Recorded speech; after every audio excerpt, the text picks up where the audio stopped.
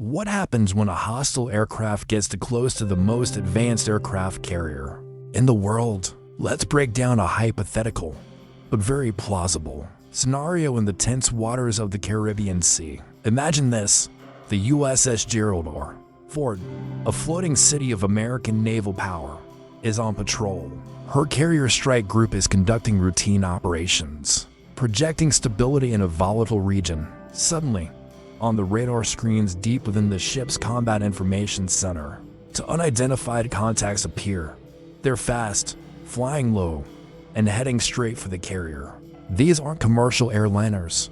Based on their speed and flight profile, analysts quickly identify them as likely military jets. The contacts are designated as bogies, unidentified aircraft. The clock starts now. The entire carrier strike group goes on high alert. On the Ford's flight deck, the controlled chaos shifts to a state of heightened readiness. To F-18 Super Hornets, already on standby alert, are prepped for immediate launch. Their pilots, waiting in the ready room, get the call. It's time to go. The unidentified aircraft are originating from Venezuela. They are identified as K-8W Karakoram light attack jets. While not a direct match for a Super Hornet, their presence is a clear provocation. Why would they be flying so aggressively towards a U.S. carrier?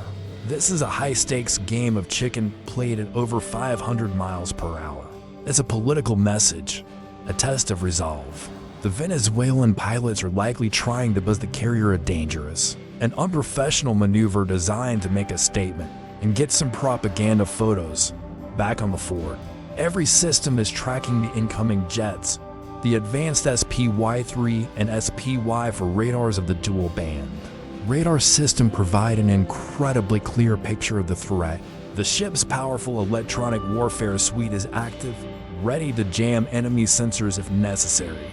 Communications channels are open, broadcasting warnings on international frequencies, ordering the approaching aircraft to alter their course and state their intentions.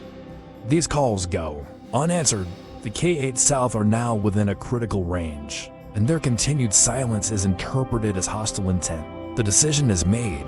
On the flight deck, the deck crew gives the final signals. With a deafening roar that shakes the entire vessel, the two Super Hornets are catapulted off the deck by the electromagnetic launch system, or EMLS. They go from 0 to over 150 miles per hour in just a few seconds, climbing rapidly to intercept the Venezuelan jets. This is what the U.S. Navy calls an air intercept. The goal isn't necessarily to shoot them down, but to meet them, assess their intent, and escort them away from the carrier. The Super Hornet pilots, guided by controllers on the carrier, and on an E-to-D Hawkeye flying high above, close the distance rapidly. They can see the K-8S on their own powerful radar systems. The pilots will use their forward-looking infrared, or FLIR, pods to get a visual identification long before they are in visual range. This allows them to see the jets, check for visible weapons, and record the entire encounter. The American pilots will position their jets in a non-threatening but assertive manner, typically off the wing of the hostile aircraft. They'll try to establish communication via radio. The message is simple: you are approaching a U.S. Navy warship. Turn away now. This is a critical moment. The demeanor of the Venezuelan pilots will determine what happens next. Are they aggressive? Do they maneuver erratically? Or will they comply? In past incidents, pilots have been known to perform dangerous stunts, like high-speed passes or cutting in front of the intercepting aircraft. This is what's known as an unsafe and unprofessional intercept. It dramatically increases the risk of a mid-air collision and can escalate the situation in seconds. The American pilots are trained to remain calm and professional, but they are also fully prepared to defend their ship. The rules of engagement, or ROE, are crystal clear. U.S. forces have the inherent right to self-defense.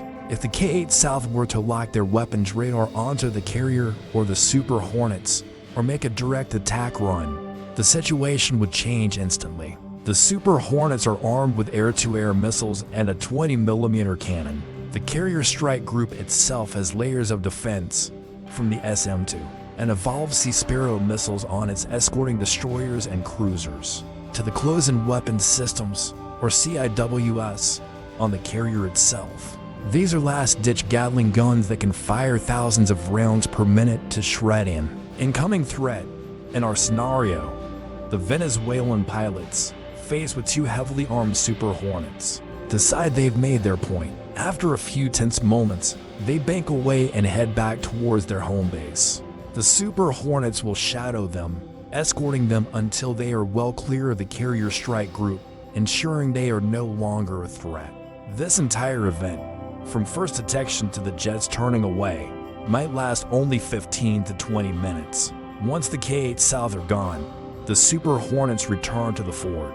They will make a textbook carrier landing, catching an arresting wire on the flight deck and coming to a violent but controlled stop.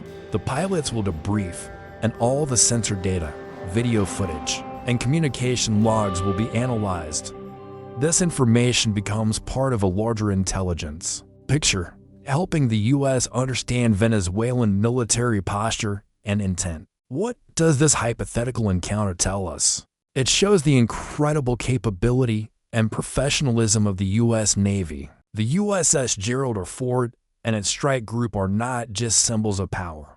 They are highly efficient, integrated systems designed to de-escalate threats while maintaining an ironclad defense.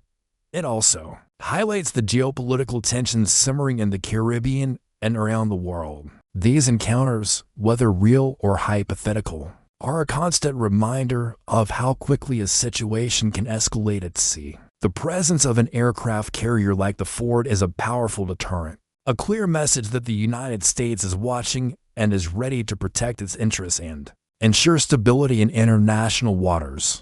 Thanks for watching our breakdown of this naval scenario. If you found this analysis interesting, be sure to like this video and subscribe for more deep dives into military technology and tactics. Let us know in the comments what other scenarios you'd like to see us explore. See you next time.